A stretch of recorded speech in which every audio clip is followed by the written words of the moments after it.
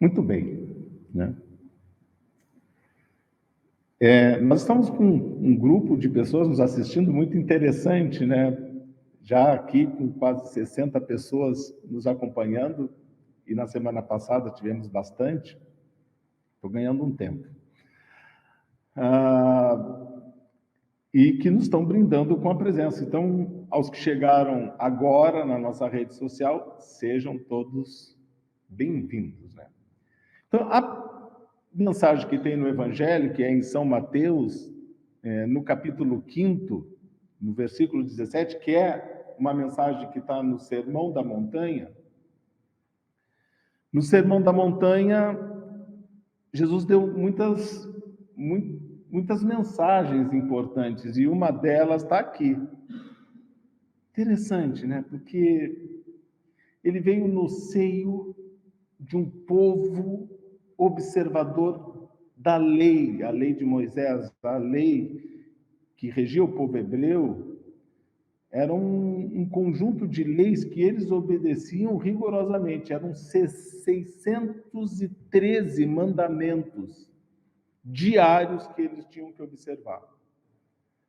Depois, Jesus disse 2 mandamentos: amai a Deus e ao próximo, como a ti mesmo. Desafiadoramente, Jesus ainda disse: eu vos dou um novo mandamento. Tinha que ser diferente, né? Desses 2 que ele disse. Ele não disse ali, está toda a lei e os profetas, nesses 2 mandamentos, nessas 2 leis, amar a Deus e ao próximo. Ele nos desafiou com mais um novo mandamento.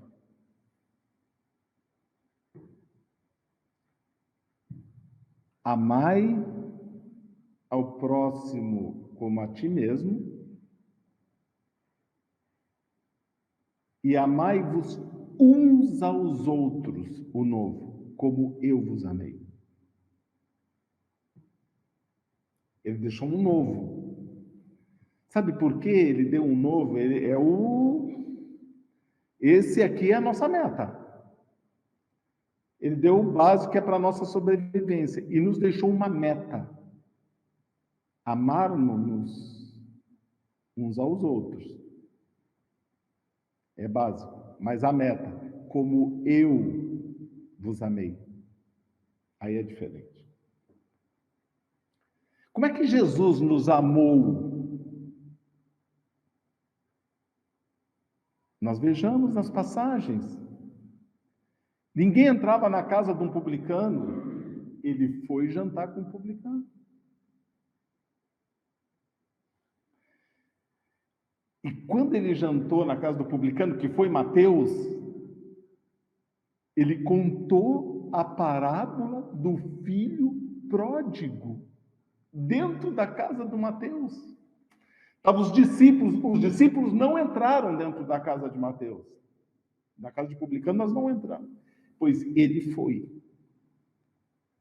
Ele entrou dentro da casa de Mateus, e ali ele contou a parábola do filho pródigo. Vocês lembram do filho pródigo? Foi embora, passou tempos, e depois que ele faliu e ele se arrependeu, depois de ele ter perdido tudo, ele voltou. Quando o pai avistou o filho voltando, ele mandou matar bois e fazer uma festa para receber o filho que estava voltando. Isso ele contou dentro da casa ali do publicano, que ninguém entrava. Não bastou somente ele ir nesse jantar. Ele teve que trazer os discípulos para dentro da casa, como eu vos amei. E aí, porque o filho que ficou do lado do pai, né? Que era o povo que simbolizava o povo de Israel, aqueles que não se misturavam, foi perguntar para o pai: vem cá, eu estou contigo esses anos todos, você nunca fez nada para mim de especial? Trabalho contigo na lavoura dia e noite. É o povo de Israel, eu sempre estive com Deus. Nós somos o povo eleito. O filho pródigo, Jesus contando isso, imagine. Os discípulos na porta olhando e Jesus contando dentro para todo mundo de má vida, que eles diziam, pessoas de má vida. E Jesus disse, eu tenho muitas razões contando sobre a palavra. Eu tenho muitas razões para comemorar. Vocês estão comigo todos os dias. Mas aquele filho estava perdido. E hoje ele voltou. Então é justo que nós comemoramos. E os discípulos olhando aquilo, vendo que as ovelhas perdidas tinham voltado. Isso era amar. Isso era amar. A mulher que estava sendo apedrejada em praça pública, ele salvou a vida dela. Amai como eu vos amei. Maria de Magdala, possuída de 7 demônios, que ninguém queria ver por perto, os discípulos diziam, não é possível, Senhor, que você está recebendo dessa mulher essa honraria, porque ela foi lavar os pés de Jesus com bálsamo. E secou os pés de Jesus com os cabelos dela. Está lá no Evangelho. Eu disse, mas Senhor, ele falou, eu vim na tua casa, ninguém sequer beijou o meu rosto. Agora ela lavou meus pés com as lágrimas dela e o secou com seus cabelos. Ela fez muito mais por mim do que vocês. Então ele deu um novo mandamento. Se nós formos falar de leis, o mundo parou ali em Jesus. Se nós formos falar em leis mesmo, como as pessoas querem falar, eu não vim destruir a lei ou os profetas, então tem essa lei de Moisés, que ele disse, que diz no Deuteronômio, do Pentateuco, que era obedecido pelos judeus, olho por olho, dente por dente, braço por braço, perna por perna, ou seja, a lei do revide, né? E Jesus disse, ouviste o que foi dito, olho por olho, dente por dente, amai os vossos próximos e aborrecei os vossos inimigos. Eu, porém, vos digo. Então essa lei de Moisés, essa lei contrária à lei do amor, de Deus, do Deus Pai, ele corrigiu, que não era a lei de Deus. Eu, porém, vos digo, amai os que vos odeiam e os que vos perseguem vos caluniam, perdoai. Então ele corrigiu essa lei que não é a lei de Deus. Quando ele diz que ele veio dar cumprimento à lei de Deus, é a lei eterna. Allan Kardec perguntou para o Espírito da Verdade, né? Está no capítulo no terceiro livro que fala sobre as leis morais. É eterna a lei de Deus? E a gente sempre disse que Kardec perguntou para eles tudo o que nós queríamos perguntar. É eterna e imutável como o próprio Deus. Então, a lei de Deus é eterna. Desde quando ele criou o mundo, o universo, é a lei de Deus. Aí ele chega e pergunta na pergunta 616, será que é possível que Deus, em certa época, haja prescrito aos homens uma lei e que noutra época ele prescreveu outra lei? Numa época uma e noutra época outra? Olha que o Espírito da Verdade responde, para que a gente não tenha dúvida, tá? Não tem duas palavras e nem dois termos. Deus não se engana.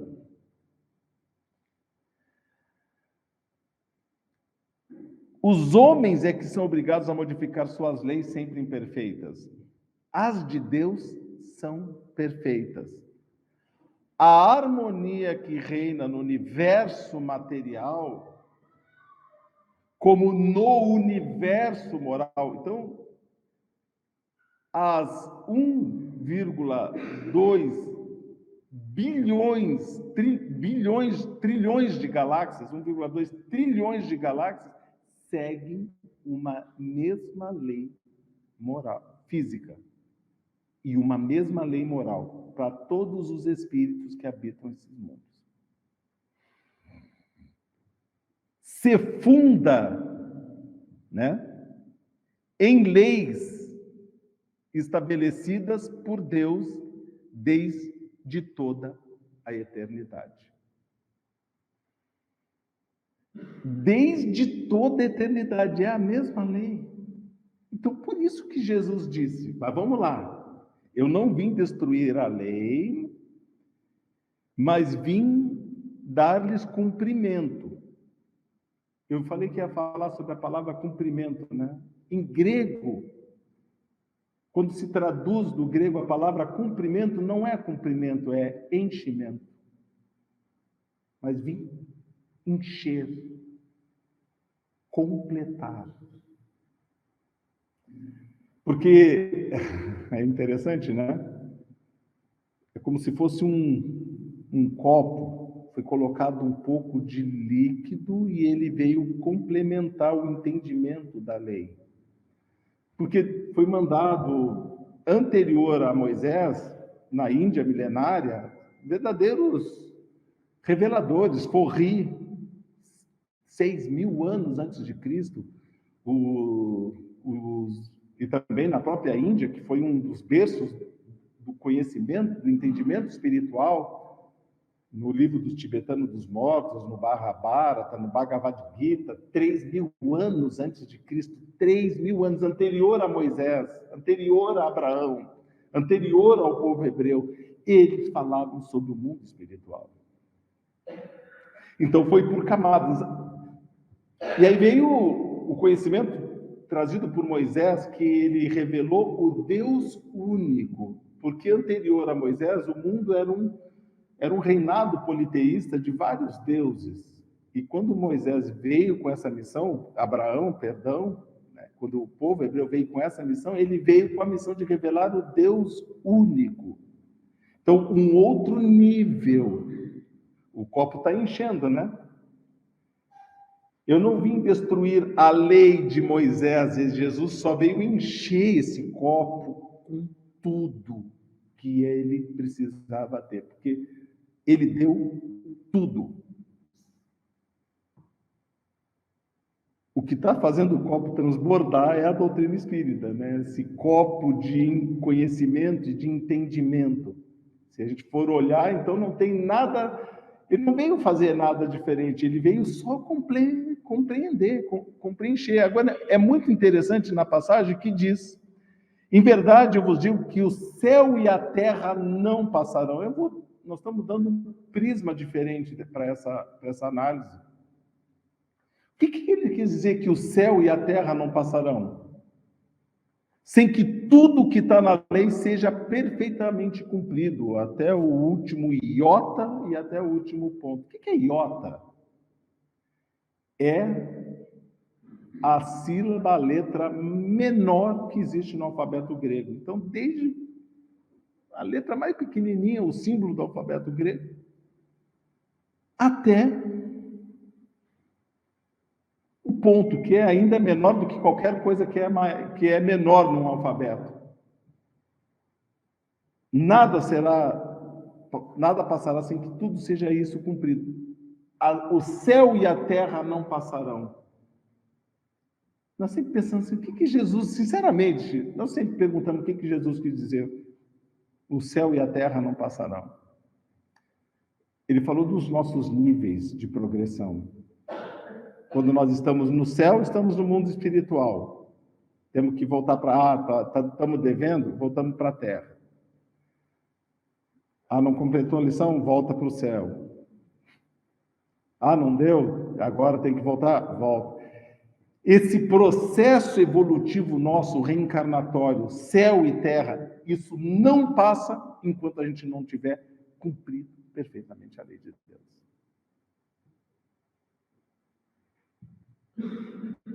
E aí a gente chega num momento que não precisa reencarnar, porque nós já estamos integralmente completos com a lei de Deus. É um outro ponto de vista.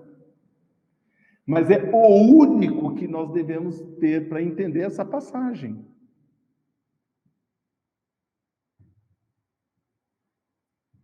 E nós temos esse estágio de revelação espiritual que veio, né? O Homo sapiens, o tempo de raciocínio do homem é relativamente pequeno, 25 mil anos, até que nós começamos a ter um entendimento maior de tudo, é um tempo relativamente pequeno. Então, nós estamos em estágios de entendimento, de conhecimento, de progressão espiritual.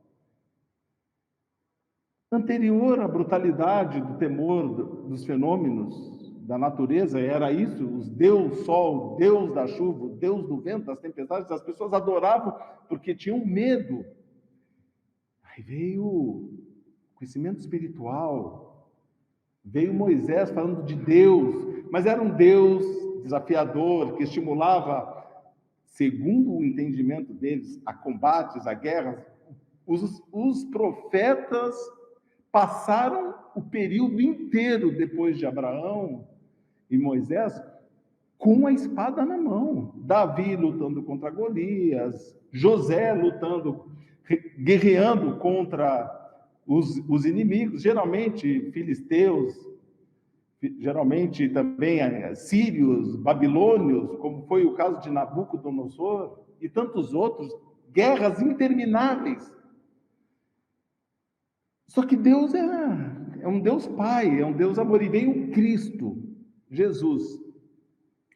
A gente fica analisando o evento, o que foi para esse mundo o evento da vinda do Cristo. Eu imagino Jesus esperando 6 bilhões de anos para vir ao mundo e nos deixar uma mensagem. O tanto que ele tinha para dizer, para falar, o tanto que esse homem estava investido de poder. Poder, é o poder supremo, o máximo. Emmanuel, ele tentou passar isso no livro há 2000 anos, e aí eu fico pensando aqui, queridos irmãos, no quanto é inútil o nosso esforço em querer definir Jesus. Como é inútil o esforço que nós fazemos para tentar reconstituir a forma de Jesus. Não, Jesus é assim, é assado. Não quero entrar nesse mérito, não, mas vamos falar que as pessoas querem reconstituir Jesus por uma genealogia histórica, genética, sua forma. Ele não pode ter cabelos claros, ele tem que ser preto. Ele não pode, ele tem que estar daquela feição que muitas pessoas estão dizendo. E nós temos, dado por Emmanuel, o retrato de Jesus. E pela psicografia do médium Francisco Cândido Xavier. Eu gostaria de dizer aqui, queridos irmãos, antes que a gente levante qualquer suspeita, mas, meu Deus, será? Nós somos espíritas, e a ciência veio para comprovar a doutrina espírita, o espiritismo. E nós ainda não conhecemos as leis totais que regem este mundo, e principalmente o campo genético. Allan Kardec, na Gênese, conta para nós, está lá, quando ele fala de Jesus e da sua superioridade espiritual. Nós somos espíritas, então nós estamos vendo Allan Kardec dizer que quando Jesus veio ao mundo, já que ele não veio destruir a lei, ele teve que revestir com o que tinha da nossa atmosfera terrestre o seu perispírito, o seu espírito, para formar o seu perispírito. Já que é o perispírito que molda o corpo, o que vocês acham? Tem a lei genética? Tem. Mas se nós estudarmos o livro do André Luiz, por exemplo, o livro Missionários da Luz, leiam lá o processo reencarnatório do Segismundo. Como os espíritos interferem no mapa genético e nas questões hereditárias. A questão hereditária pode ser aproveitada ou não.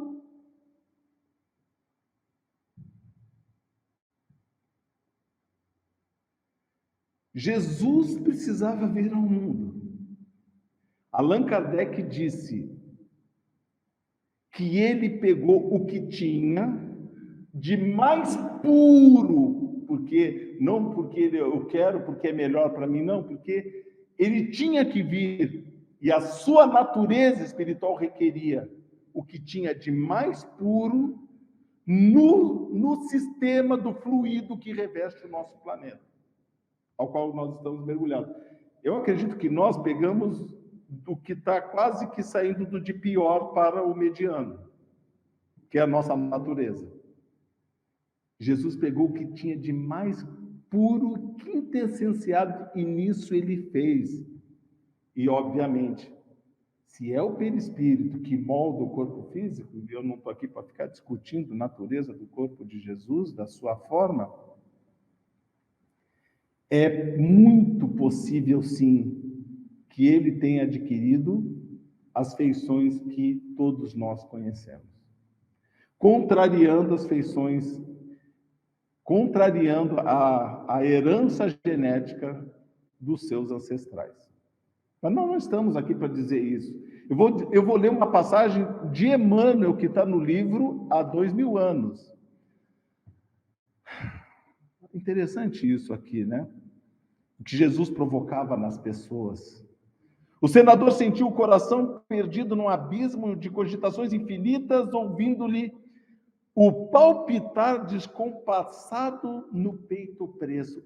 Estou falando de um senador romano, que ele foi procurar Jesus lá, né, em Cafarnaum, naquele dia. Dolorosa emoção compungia agora as fibras mais íntimas do espírito. Aquele homem não sabia o que era ter emoção. Apoiara-se insensivelmente num banco de pedras enfeitado de seivas, de silvas, e deixara-se ali ficar sondando o ilimitado pensamento. Imagina um homem daquele sentindo emoções, reflexões espirituais. Não, é que Jesus estava chegando perto. A atmosfera, a aura de Jesus, a sua vibração fazia qualquer pessoa em pé cair de joelhos e chorar. Isso que ele apagou bem o que ele deu para pagar dele. E ele provocou isso num senador romano. Nunca experimentaram a sensação idêntica com Emmanuel, senão em sonhos memoráveis, relatado unicamente a Flamínio, que era um amigo dele, um sonho que ele teve e onde ele lembrou de uma encarnação anterior. Recordava-se dos menores feitos da sua vida terrestre, parecendo que ele tinha abandonado o cárcere do corpo físico. Nós estamos com 96 pessoas online aqui nos acompanhando. Uma bênção, né? Sejam bem-vindos. Nesse instante de maravilhas, como se o espírito dele estivesse sob um império de estranho magnetismo, ouviu passos brandos de alguém que buscava aquele sítio.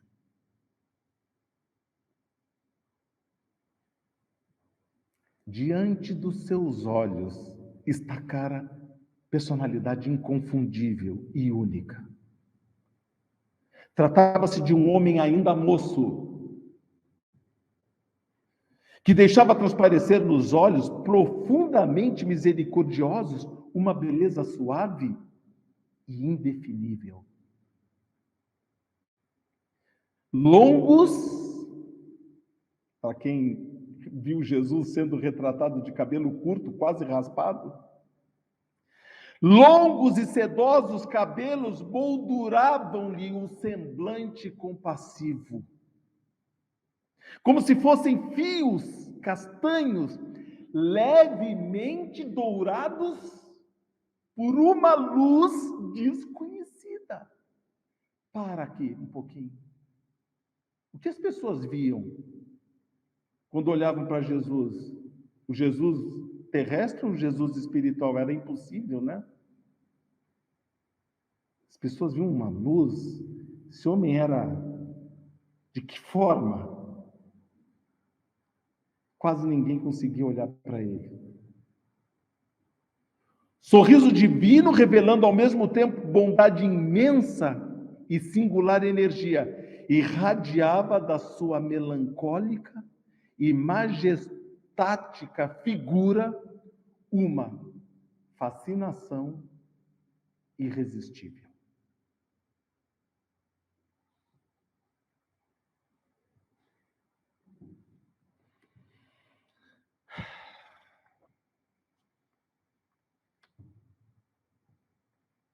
A descrição de um espírito sobre a condição de Jesus. Queridos irmãos, o advento do Cristo aqui na Terra, ele teve um planejamento escrito e dito pelo Chico, de um planejamento pessoal de Jesus, de 4.000 anos. Quando sonhava Abraão reencarnar, Jesus já estava preparando a vinda dele na Terra. 4.000 anos. O que fez Jesus nesses 4.000 anos? Ele foi adquirindo perispírito, que ele não tinha. Foi descendo e tentando se materializar para estar conosco aqui. Por isso que ele destruiu a lei, porque a lei que nós não conhecemos, ele mostrou algo novo, quando ele andou sobre as águas. Mas hoje, quantos objetos não tocam o chão? Trens, automóveis, que sem tocar o chão, pela força do magnetismo e vencendo a lei da gravidade, que é relativa agora para nós, a lei da gravidade. Jesus, quando andou sobre as águas, quando ele se transfigurou, mas Jesus se transfigurou fantástico. Não, não é fantástico. Porque a médium italiana do ano de 1874 foi estudada, a médium Eusápia Palladino. Procure no livro História do Espiritismo, de Arthur Conan Doyle. Ela tinha uma mediunidade de efeitos físicos chamada transfiguração. E ela foi estudada por um criminalista chamado César Lombroso, também italiano. Vocês já sabem, criminalista, se der ruim, está preso, né? E ela foi estudada por ele. Ele era um estudioso, cientista, porque um criminalista tinha um conhecimento de ciência. Em inúmeras sessões mediúnicas, e o que acontecia nela? Ela tinha o rosto, obviamente, feminino, mas quando alguém do sexo masculino se manifestava, o rosto daquela pessoa modificava a sua estrutura e ela ficava com o rosto do espírito que estava se comunicando. Isso se chama um fenômeno de transfiguração. Como passou com Jesus, fenômeno de transfiguração. Na Alemanha, uma jovem também, por volta desse tempo de Kardec, 1848, se chamava Angélica Cotin. Ela produzia fenômenos de radiação luminosa. Você via a jovem, ela era uma jovem elétrica, porque saía raios de luz dela. Transfiguração. Angélica Cotin. Isso tudo está no livro. No livro de Arthur Conan Doyle, a história do Espiritismo. Então, Jesus fez feitos, mas nós, homens, estudamos feitos. E os fenômenos de materialização, porque no Tabor estava materializado Moisés e Elias do lado de Jesus. Fenômeno, não. Um fenômeno de leis que nós estudamos hoje e explicamos, que a doutrina espírita consegue explicar fenômenos de transporte, que Allan Kardec estudou no laboratório do mundo invisível do Livro dos Médiuns. Você já pensou se está numa sala fechada e de repente um objeto vem e está ali presente? Como que ele entrou? Fenômenos de transporte foram estudados e Jesus fez inúmeras vezes isso na sua existência. Nada de maravilhoso e de sobrenatural. É uma lei, é uma ciência que nós vamos dominar. Perguntaram para Allan Kardec perguntou para o espírito São Luís como que esse fenômeno acontece, e o que ele disse, eu vou explicar só o que você pode entender. O espírito que vai provocar o fenômeno, ele envolve o objeto no seu magnetismo e ele consegue alterar a propriedade momentânea daquela matéria, e essa matéria passa a ser fluídica, energética, a tal ponto de poder atravessar uma parede. Mas Albert Einstein nos explicou isso, e eu só vou contar isso e vou encerrar esse assunto de ciência agora.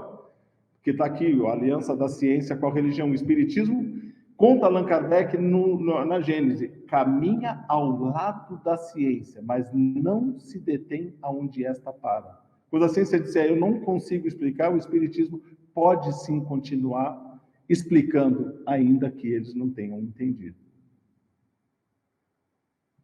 Albert Einstein disse que a matéria é energia condensada e que a energia é a matéria dissociada.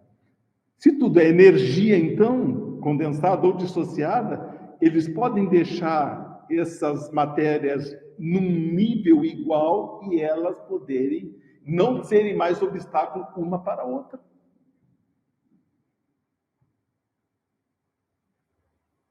Quando nós falamos de lei, nós temos essas duas leis, a lei moral e a lei espiritual.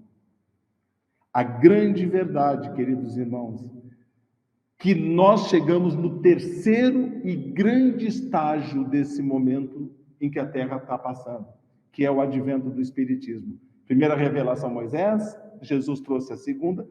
Não é que a terceira revelação veio completar Jesus, não, porque a terceira revelação, ela só veio porque Jesus está coordenando ela. Então é tudo Jesus, a primeira, a segunda e a terceira, tudo é Jesus. Ele diz, eu vou enviar um outro Consolador. Ele prometeu isso. Se vós me amais, guardem meus mandamentos. E eu vou mandar um outro Consolador, e ele mandou o outro Consolador. Então, sobre ele, a terceira revelação. E vejam, queridos irmãos, na nossa última encarnação, nós conhecíamos a doutrina espírita? Não. Não, provavelmente não. Vamos botar 200 anos, né, do processo reencarnatório. Provavelmente, todos nós que estamos aqui nessa sala não conhecíamos a doutrina espírita. E hoje, se nós conhecemos a doutrina espírita, nós temos muito que agradecer a Deus, porque Ele levou todos esses milhões de anos para este momento que nós estamos vivendo agora.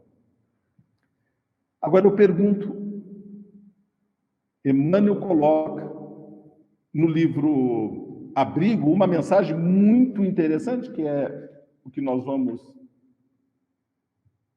encerrar então esse capítulo. O cumprimento da lei. Eu não vim destruir a lei, diz, ele usa essa frase, mas dar-lhes cumprimento. Companheiros inúmeros, em rememorando semelhantes palavras do Cristo, de certo guardarão a ideia fixada simplesmente na confirmação doutrinária do Mestre ante o ensinamento de Moisés, lei cumprir a lei, Moisés. A lição, todavia, é mais profunda, disse Emmanuel. Sem dúvida, para consolidar a existência mosaica, do ponto de vista da opinião, Jesus poderia invocar a ciência, filosofia, religião, história, política, ética social, todas essas leis. Mobilizando cultura do seu tempo, empunhando o buril da razão, o chicote, ele fala aqui azorrague, mas quer dizer chicote, da crítica para chamar contemporâneos ao cumprimento dos próprios deveres, né? A gente vê tanto espírita na tribuna, cheio de exigências, cheio de deveres, cheios de obrigações para os outros. Para eles, nada, né? Como disse Jesus, ai de vós, escribas e fariseus, que atai fardo pesado nas costas dos outros. Muitos espíritos que só ficam falando que você precisa sofrer para reencarnar, ninguém veio ao mundo para sofrer. Nós só temos aqui na Terra uma única missão, é ser feliz. Então, Emmanuel está contando que as pessoas ficam usando tudo isso. Em vez de ele fazer isso, Jesus preferiu testemunhar a lei vigente. Então, ele preferiu dar um exemplo. Em vez de ficar falando grandes filosofias. Ele, Jesus, plasmando-lhe a grandeza e exatidão no próprio ser, através da ação renovadora que marcou rota na expansão da própria luz. E é por isso que, desde a manjedoura, diz Emmanuel, até a sua cruz, vendo o serviço infatigável, vemos-nos no serviço infatigável do bem, empregando a compaixão genuína por ingrediente inalienável da própria mensagem transformadora. O novo e grande mandamento. Amai-vos como eu vos amei, disse ele. O novo, a superação, que é o que nós devemos buscar, queridos irmãos, na nossa existência. Nós somos abençoados por Deus, por nós estarmos neste grande momento de termos contato com o Consolador prometido, coisa que nós não tínhamos em todas as outras centenas de reencarnações que nós tivemos. Nós vivíamos na escuridão, mas hoje nós temos a luz. Nós temos que fazer alguma coisa. Não fazer nada é enterrar um diamante. E todos nós prestaremos conta do mal que veio do bem que nós deixamos de fazer, como está lá escrito, numa passagem do Evangelho segundo o Espiritismo.